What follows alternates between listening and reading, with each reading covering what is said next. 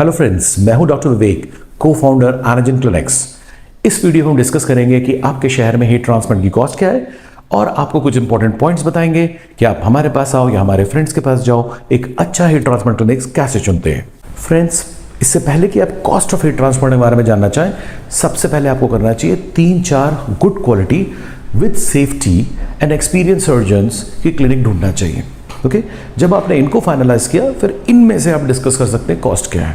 On an average India में different शहरों में 20 से 50 रुपए ग्राफ्ट, अगर 4000 ग्राफ्ट लगाना है, एक ग्राफ्ट मतलब एवरेज 2 हेयर फॉलिकल बोलते हैं, तो 20 से 50 रुपए ग्राफ्ट ये नॉर्मल रहता है।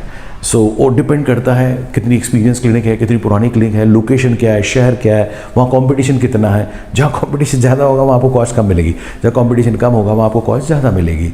ऑफ कोर्स ऐसे भी हमारे फ्रेंड्स हैं, डॉक्टर्स हैं जो सिर्फ रिच पेशेंट को फोकस करते हैं, इंटरनेशनल पेशेंट को फोकस करते हैं, वो आपको 100, 200, 300 रुपये ग्राफ्ट भी लेंगे।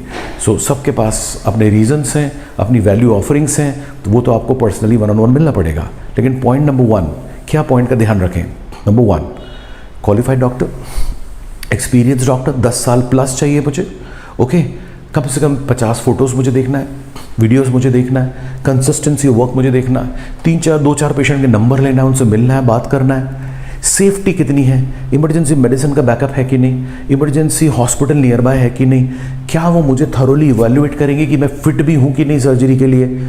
ओके, सो ये सब इंपॉर्टेंट पॉइंट्स है। फिटनेस सेफ्टी पहले देखिए, उसके बाद जो अवेलेबल क्लिनिक्स मिलती हैं इन सब पैरामीटर्स में, ओके, उनके साथ आप डिस्कशन कर सकते हैं कॉस्ट की, जो कि मैंने एवरेज बताया 20 to 50 रुपीज़ अ ग्राफ्ट। उसको आप मल्टीप्लाई कर दीजिए, आपको कितने ग्राफ्ट लगाने। नॉर्मली आप टोटल बोल्ड हैं यहाँ तक अनुपम खिड़जी से, तो करीब 7000-6000 ग्राफ्ट लगेंगे।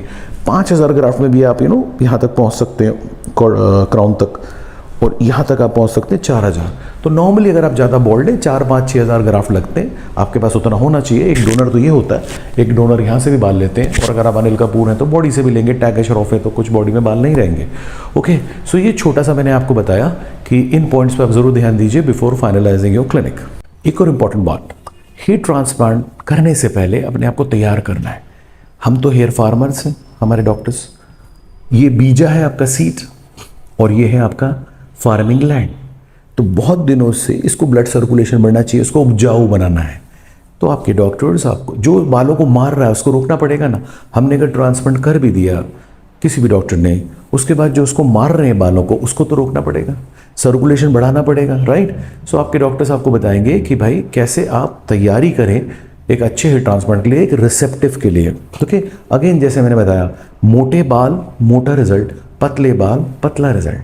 सो रिमेंबर, एक्सपेक्टेशन क्लियर होना चाहिए।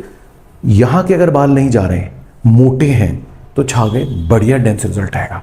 यहाँ के बाल भी जा रहे हैं, पतले बाल हो रहे हैं, ये भी गिर रहे हैं, I am sorry, average result आएगा, लंबा नहीं चलेगा। ऑन एन एवरेज 5, 10, 15 साल ये ट्रांसप्लांट चल गया, बहुत अच्छी बात है। जो लोग बोलते हैं कि जिंदगी भर चलेगा, very rare, not for always. मैं अपने एक्सपीरियंस से बता रहा हूँ, चाहे हम सेफ डोनर एरिया से भी ले लें, क्योंकि अधिकतर पेशेंट में देखा जा रहा है कि पीछे भी लॉस हो रहा है, पीछे भी पतले हो रहे हैं। हाँ, अगर पीछे कुछ अफेक्ट नहीं होगा तो yes may be long term, but वो हर किसी के लिए नहीं। Again case to case. तो आप ये नहीं सोचो कि मेरा दोस्त वहाँ गया था, उसको अच्छा रिजल्ट आया, मैं चले जाऊँ। ठीक है, लेकिन उसके बाल शायद मोटे थे, उसको तो कोई सिंपल भी कर रहा है, उसके रिजल्ट आ रहे हैं। लेकिन इधर बहुत बढ़िया डॉक्टर है, लेकिन जरा से पतले से बेकार से बाल है, फिर भी उसने दिया। तो यू कैन नॉट दोनों को आप एक तरह से नहीं देख सकते। तो you should have a realistic expectation depending on donor कैसा है, चाहे वो बियर्ड के बाल हो, चाहे बॉडी के बाल हो, चाहे आपके पीछे के बाल हो। तो video consult, 1-on-1 clinic consult बहुत इंपॉर्टेंट है, और हर तरह के क्वेश्चंस आपको पूछना चाहिए, शर्माना नहीं चाहिए। ओके, और प्रॉज एंड कॉन्स दोनों ही पूछना चाहिए, राइट। क्या ये सही एज है मेरे को हेयर ट्रांसप्लांट कराने के लिए? अधिकतर हम बोलते हैं भाई शादी के 1-2 साल पहले करा लो, क्योंकि that is the peak time.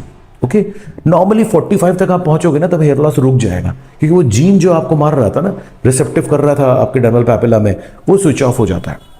So friends, ये शॉर्ट वीडियो था, थोड़ी सी मैंने डिटेल्स बताए। कुछ और क्वेश्चन पूछना तो मेरे काउंसलर हो, आप हमसे कराओ, हमारे डॉक्टर से कराओ, या किसी से भी कराओ। हमारे फ्रेंड्स पूरे इंडिया में, पूरे वर्ल्ड में, आप हमसे सेकंड ओपिनियन ले सकते हो फ्री ऑफ कॉस्ट, कि डॉक्टर साहब इधर करा लो कि नहीं, डॉक्टर साहब ये कॉस्ट सही है कि नहीं।